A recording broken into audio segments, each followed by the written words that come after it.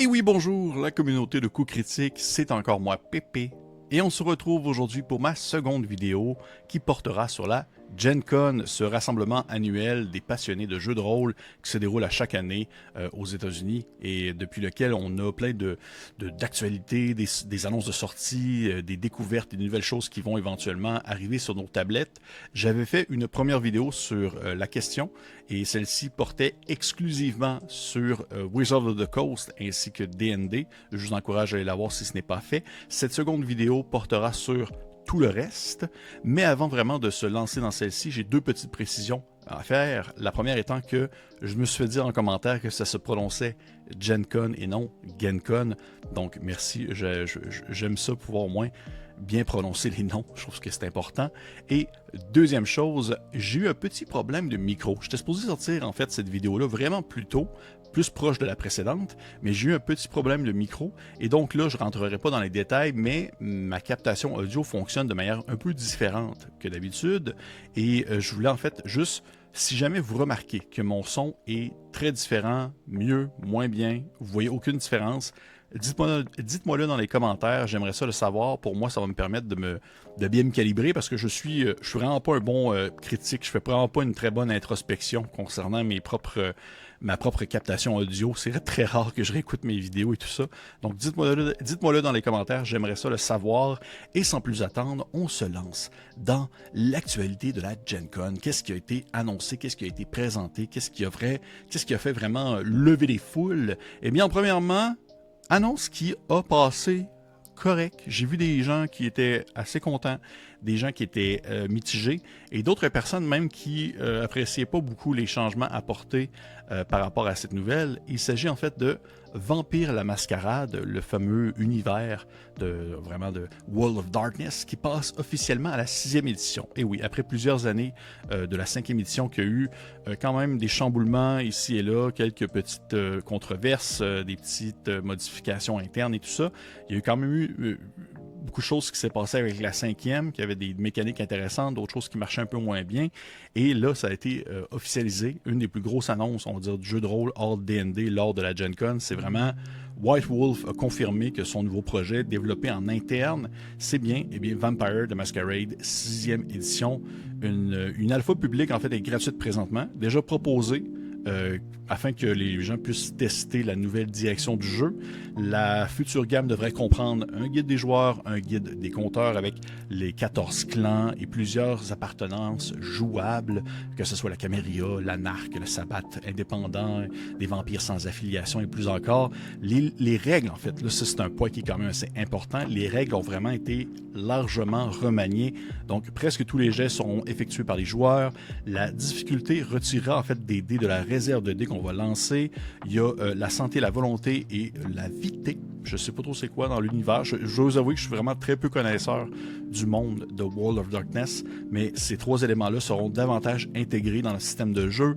Il y a une espèce de nature du personnage qu'on appellera la bête qui sera opposée à la nature du personnage. Les joueurs vont disposer d'une ressource appelée le Quickening. Qu'est-ce que ça va faire? Je ne sais pas. Le compteur va manipuler une ressource appelée le drama, un peu comme on voit dans certains jeux plus récents, comme par exemple Daggerheart, admettons. Tu sais, vraiment des mécaniques où est-ce que le meneur peut possiblement influencer peut-être de manière un peu plus narrative le déroulement de la partie. Donc, vraiment une ressource appelée le drama qui va pouvoir dépenser, j'imagine. Il y a les conflits physiques et sociaux qui vont partager une structure commune, qui vont fonctionner sensiblement de la même manière. Il y a des échecs qui vont pouvoir être transformés en une espèce d'équivalent de bargain, Devil's Bargain, l'espèce de pousser ta chance ou du moins réussi, mais ça va te coûter quelque chose de plus. Aucune date de commercialisation n'a encore été annoncée.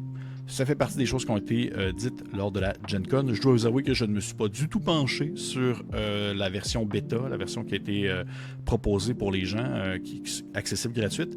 Mais les retours que j'ai vus, c'était pas sûr. Le monde était comme pas sûr. Il paraît que ça change vraiment beaucoup du système de base. Si jamais vous l'avez lu, j'aimerais ça avoir votre avis ou vos avis dans les commentaires. Je serais très curieux d'en apprendre un peu plus. Sinon, deuxième annonce quand même assez importante, chose que je ne connaissais pas encore du tout, le Plot Weaver, qui est un système de jeu, en fait, qui est utilisé en fait pour le jeu de rôle Cosmer. Le jeu de rôle, le Cosmer de l'univers de l'auteur de fantasy très reconnu. Cosmer, en fait, qui possède un système de jeu qui est très unique à lui, eh bien, le jeu va maintenant être transposé en système ouvert et il va pouvoir être ainsi adapté à d'autres univers de jeu. Les règles, les outils, la conception, les modèles en fait de publication vont être accessibles gratuitement et les créateurs pourront publier et commercialiser leur propre jeu qui va utiliser le système, un système qui portera le nom de Plot Weaver, donc vraiment comme manipuler l'histoire, manipuler la narration. Un SRD, donc un System Reference Document, un document de référence pour le système de jeu, va être présenté lors d'une campagne de financement prévue au deuxième trimestre en fait, de 2027. Et lors de cette annonce-là, deux partenariats ont été révélés durant la cérémonie, en quelque sorte. Il y a un jeu de rôle qui s'appelle Earthbound Rangers, qui va se dérouler dans un univers Solarpunk, qui va utiliser le système de jeu Plot Weaver, qui va sortir, je pense, le financement est en 2027, et également aussi Infinite, qui va être produit, développé par Together Studio, qui est un univers capable de passer d'un genre à un autre, conçu spécifiquement pour exploiter la polyvalence de Plot Weaver. Il y a également aussi un concours qui a été annoncé pour la création de cadres de campagne jugés qui vont avoir, on va dire, qui va être noté pour savoir des gens qui vont pouvoir ainsi avoir des publications officielles en lien avec le système de jeu et qui seront ainsi partagées par l'entreprise qui possède à la base le Plot Weaver ainsi que Cosmer, le jeu de rôle. L'alpha ouverte pour Plot Weaver va commencer le 5 août 2026, donc au moment où vous écoutez cette vidéo, vous allez pouvoir avoir accès à ce que ça propose. Je n'ai pas du tout, encore une fois, je vous avoue, je n'ai pas du tout regardé ça. Ça ne m'a pas titillé plus que ça. Je n'ai pas beaucoup entendu parler du jeu de rôle de Cosmer maintenant qu'il est disponible. Des gens qui ont pu y jouer, des gens qui ont pu y avoir accès. Encore une fois, je vous lance la balle. Si jamais vous avez eu l'occasion de l'essayer, je serais curieux de savoir. Je connais absolument pas l'univers de jeu. C'est vraiment quelque chose qui m'intimide un peu beaucoup. Ça a l'air d'être assez immense. Mais je serais surtout en fait curieux de savoir un peu le système de jeu, en quoi est-ce qu'il est si différent de ce qu'on voit habituellement, en quoi est-ce qu'il vient un peu apporter sa brique dans le mur des SRD déjà disponibles dans le monde du jeu de rôle. Je serais curieux d'en apprendre un peu plus. On y va avec une prochaine annonce. Il s'agit de Paizo. Paizo qu'on connaît bien, qui développe sa gamme Pathfinder et Starfinder pour 2027. Donc Pathfinder, on s'entend, ça reste que c'est un des bons grands concurrents, entre parenthèses, du jeu de rôle fantastique, fantasy, et Starfinder qui est plus l'équivalence, mais l'ambiance plus Space Opera. Eh bien, il y a plusieurs annonces qui ont été faites lors de du Paizo Keynote, donc vraiment une présentation faite par Paizo qui ont dévoilé plusieurs choses. Entre autres, il y a Pathfinder Lost Omens, qui est Sagolands, qui est prévu en mai 2027. C'est un ouvrage qui va revenir dans un univers, en fait, un contexte de Pathfinder qui s'appelle Varizi et Irizen. Je dois vous avouer que c'est des univers que je ne connais pas du tout. Ça parle du royaume des seigneurs des mammouths. Ça parle des rois de l'énorme. C'est vraiment un premier grand guide pour Pathfinder, deuxième édition, qui va être consacré à cette région historique de l'univers de Pathfinder. Il y a également aussi Starfinder Beginner Box qui a été annoncé, donc une boîte d'initiation qui va être lancée pour Starfinder, qui est prévue également pour 2027 avec une aventure qui va se dérouler dans un genre de vaisseau funéraire qui est administré par les prophètes de Calistrade, pour ce que ça veut dire. Je n'ai aucune idée. Encore une fois, c'est des noms et des mots que je prononce parce que je les ai entendus, parce que je les ai lus, mais je dois vous avouer que je ne suis pas plus connaisseur que ça non plus de l'univers de Pathfinder. C'est ça qui est un peu plate. J'ai vraiment l'impression de présenter plein de choses qu'au final, j'en sais pas grand-chose. Hein? Peut-être qu'un jour, il faudrait que j'aille directement à la Gen Con pour au moins avoir un pouls un peu plus tangible de ce qui est attendu et de ce qui est présenté. Mais malheureusement, ça coûte cher. Ça coûte très cher. Une autre annonce, toujours pour Paizo. Il s'agit de Invaders from the Dark, qui est une campagne Pathfinder qui va être de niveau 1 à 10 et qui va raconter en fait une évasion extraterrestre en numérie qui va utiliser certains éléments de Starfinder deuxième édition qui vont ici se mélanger avec Pathfinder. Et c'est accompagné d'un guide qui permet en fait d'intégrer des éléments de Starfinder dans Pathfinder. C'est prévu pour juin 2027. Ma petite parenthèse à ce propos, bien que je ne suis pas nécessairement le plus grand pratiquant de Pathfinder, je dois avouer que souvent les aventures de Pathfinder, je les trouve vraiment cool. Je trouve que c'est super entraînant, il y a beaucoup d'action, il se passe plein d'affaires, beaucoup de choses à visiter, à explorer. Donc, je suis quand même toujours très curieux de voir un peu qu'est-ce que peut proposer une autre grosse campagne pour le jeu. Sinon, également a été annoncé Starfinder Galactic Arsenals, qui est un supplément qui va contenir des nouvelles corporations, factions, options de personnages, pièces d'équipement, archétypes de vaisseaux. Ça va offrir davantage d'options pour la classe mécanicien, pour Starfinder, bien entendu. Il y a aussi également une annonce pour Pathfinder Tome of Dungeon, et ça, par exemple, j'aime beaucoup ça. Gros supplément prévu pour Gen Con 2027 qui sera consacré aux personnages explorateurs, à la création de donjons et à leur habitat. On parle entre autres de nouvelles classes, le Daredevil, le Slayer, des ascendances, dans le fond des races de personnages pour la gargouille et les oozes, des outils de construction de donjons, des nouvelles créatures. Ça, je trouve ça très chouette parce que souvent les guides de conception de Paizo sont aussi très chouettes, un peu comme ceux de Cobble Press par exemple. Donc ça, je suis quand même assez curieux de voir ce que ça pourrait donner. Ensuite, autre chose, on tasse Pathfinder, Paizo et tout ça, et on va dans un autre gros concurrent quand même, je dirais, du monde de la fantasy. Daggerheart annonce un véritable plan de publication pour les 3 prochaines années. C'est assez gros ce qui a été mentionné, ce qui a été présenté. On ne parle pas juste d'une simple extension, loin de là. Darrington Press s'engage à soutenir Daggerheart pendant au moins 3 ans avec environ 2 publications majeures par année. Ça pourrait être un cadre de campagne, ça pourrait être des aventures, des extensions mécaniques. Et parmi les nouveautés réellement annoncées à la Gen Con, on parle des aventures numériques gratuites à partir de la fin août, de plus petites publications numériques payantes, un écran de meneur de jeu, des compteurs pour calculer en fait la peur et des paquets de cartes pour des adversaires qui devraient sortir dans les environs de novembre. Il y a aussi également One Shot Wonder Daggerheart, qui est un ouvrage avec plus de 100 aventures rapides à jouer pour Daggerheart qui a été présenté. Il y a un partenariat officiel avec Foundry VTT pour les premiers modules en fait de Pathfinder qui doit arriver pour le Foundry VTT vraiment dans les environs du 4e trimestre de 2026, donc plus en hiver. Et une mini-série Rang of the Were Dragon, dirigée par Chris Perkins, qui peut-être un actual play, j'imagine, I guess. Il y a une importante expansion de programme de traduction aussi qui a été annoncée, et ça, je trouve ça quand même vraiment cool de leur part, parce que il y a beaucoup de choses. J'aime beaucoup justement le fait de voir des jeux arriver en français, d'avoir l'accessibilité à une traduction des jeux et qui prennent le temps au moins de le mentionner puis d'en partager, d'en faire part. Je trouve que c'est chouette parce que si on prend justement de l'autre côté, Wizard of the Coast, c'est assez nébuleux souvent quand ils parlent des traductions. Là. Des fois, il y a des traductions finalement qui sont laissées tomber après un certain temps.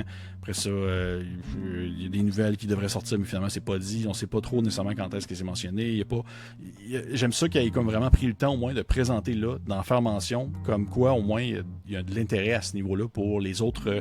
On dirait les autres communautés qui vont jouer dans d'autres langues. Justement, ils ont parlé de la version française du jeu qui est publiée par Black Books Édition, qui devrait sortir normalement au 3e trimestre de 2026, tandis que Hope and Fear a vraiment été annoncé pour le 1er trimestre en français de 2027.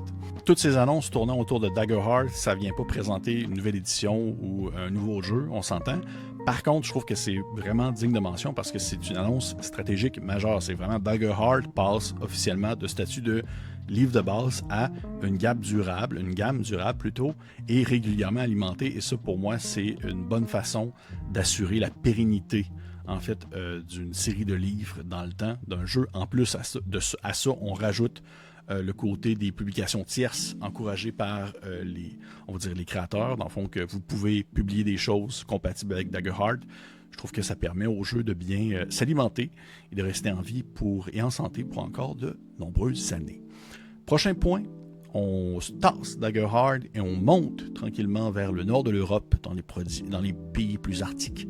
Alors que Free League, qui possède de nombreuses gammes, développe encore une fois l'anneau unique et lance en fait sa propre plateforme numérique. Eh bien oui, 2 nouvelles extensions pour The One Ring accompagnées d'une version révisée du livre de base dans une future campagne Backer Kit. Et les autres, ils passent pas à côté de ça. Souvent, ça passe par des financements participatifs. L'éditeur a également annoncé Free League Unbound, qui sera en fait sa propre plateforme numérique. C'est intéressant. J'ai hâte de voir comment est-ce que ça peut vraiment encourager l'utilisation de différents produits en lien avec Free League ou non, puis qu'est-ce que cette plateforme-là va proposer que d'autres plateformes n'aura pas. Je ne suis pas non plus le plus grand fervent des plateformes numériques, mais s'il peut avoir des clients, pourquoi pas. On parle également aussi de la commercialisation de Invincible Super Hero Roleplaying, qui a été, dans le fond, qui n'est pas vraiment une annonce, mais le jeu avait été présenté à la Gen Con, puis là, il y a le lancement. C'est pas une révélation surprise, mais il y a le lancement à la Gen Con. Ils sont genre comme, ouais, regardez, le livre d'Invincible, le jeu de rôle, il est là. Puis il est aussi là, dans ma bibliothèque, quelque part. Là, j'essaie de pointer de mon doigt, mais je vais à l'envers. Donc oui. D'ailleurs, ça, il faut vraiment que j'en parle éventuellement dans une vidéo parce que je trouve que c'est vraiment cool. Je trouve que c'est vraiment... J'ai pas encore eu beaucoup de jeux de rôle de super-héros qui ont titillé mon intérêt, mais Invincible le fait bien et pour les bonnes raisons. Ensuite, on y va avec une autre annonce. On s'éloigne des pays arctiques. On revient plus dans le coin de Paizo. Parce que oui, j'ai parlé de Paizo tantôt, mais Paizo, bien qu'ils ont Pathfinder, ils ont Starfinder, ils ont décidé de faire une autre annonce. Une autre annonce qui a quand même été dit avant la convention, qui a été présentée bien avant la convention, mais qui a été un peu plus dévoilée lors de celle-ci. C'est vraiment, c'est pas un lancement public, c'est plutôt une édition préliminaire d'un jeu de rôle qui se nomme en fait 13 Omens. Donc oui, ils vont lancer un nouveau jeu de rôle d'horreur moderne, un peu plus minimaliste. Il y a une édition préliminaire avec des règles et une première histoire, un premier scénario qui a été présenté, qui ont été en fait imprimés en quantité limitée pour la Gen Con. Et oui, ça c'est. Je vous avoue que je suis quand même vraiment curieux. Ben, de un, parce que j'aime beaucoup les jeux d'horreur déjà. J'aime beaucoup les jeux d'horreur modernes, un peu plus justement moins crunchy. De deux, parce que Paizo sont pas nécessairement. C'est pas la compagnie qui va le plus lancer les nouvelles gammes, qui va s'éloigner énormément de leur créneau de base. C'est un peu comme si demain, justement, Wizard of the Coast, Donjons Dragons annonçait qu'il sortait un jeu, je sais pas, vraiment narratif qui fonctionne. Un PBTA, on va dire ça. Donjons Dragons annonce qu'il lance un Powered by the Apocalypse qui va se dérouler dans la romantique. Ça serait comme vraiment surprenant. Ben, c'est un peu ça que je vis présentement avec 13 Omens de Paizo, qui a quand même, je veux dire, un certain... Oui, ils ont les reins solides pour ça. Il va y avoir un financement participatif qui va être lancé le 13 octobre 2026, mais qui ont quand même le bagage et l'historique qui va leur permettre de peut-être avoir un bon tremplin pour quelque chose d'horrifique et pas trop crunchy, pas comme les justement Pathfinder. Je suis très curieux d'en voir plus. Très curieux d'en voir plus. Et également aussi, il y a des nouveaux détails qui sont sortis sur Warhammer Fantasy Roleplay 5e édition. Parce que oui, Cubicle 7 a annoncé une 5e édition de Warhammer Fantasy Roleplay après la 4e édition qui a eu quand même une longue vie. Ils ont parlé qu'ils vont retravailler les règles davantage. Il y a une forme de momentum qui va apparaître durant les combats afin d'avoir un peu plus de réaction en quelque sorte. Des mécaniques de progression qui vont être simplifiées. L'éditeur promet également une forte, et là je mets le mot sur, ils ont dit forte comptabilité avec les ouvrages de la 4e édition. Mais là, ça là, j'ai bien de la misère à le croire quand ils disent ça. Hein? 5.5 éditions, j'ai vraiment de la misère à croire lorsqu'on me dit qu'il y a une forte compatibilité avec l'édition précédente. On comprend aussi que l'idée, c'était que les gens achètent le nouveau livre de base. Il faut comme le rentabiliser, ce livre-là. Mais en même temps, tu ne veux pas non plus que te mettre à dos ta base qui apprécie beaucoup l'édition actuelle. On va dire ça comme ça. Mais fait que je prends ça avec des pincettes. Je ne sais pas encore si c'est vraiment ça. Ça a été dit. Est-ce que ça va l'être au bout du compte? Ça reste à voir. Sinon, également aussi, il y a un module officiel pour Foundry VTT qui a été aussi annoncé, qui a été en développement présentement et qui devrait accompagner la sortie du nouveau livre de base. Donc, une nouvelle aventure à jouer sur Foundry VTT, donc vraiment tout le soutien visuel nécessaire. Et ce qui conclut pas mal, disons, les grosses annonces de la Gen Con 2026. Il y a eu également aussi les Innies qui ont été en fait dévoilés, donc ces fameux prix rôlistes qui sont offerts à chaque année pour des maisons de publication, des ouvrages, des plateformes, des créateurs de contenu qui ont marqué l'année, disons, dans différents secteurs, différents contextes de jeu, que ce soit les meilleures règles, les meilleurs systèmes, les meilleurs produits disponibles en ligne, les meilleurs produits gratuits, etc.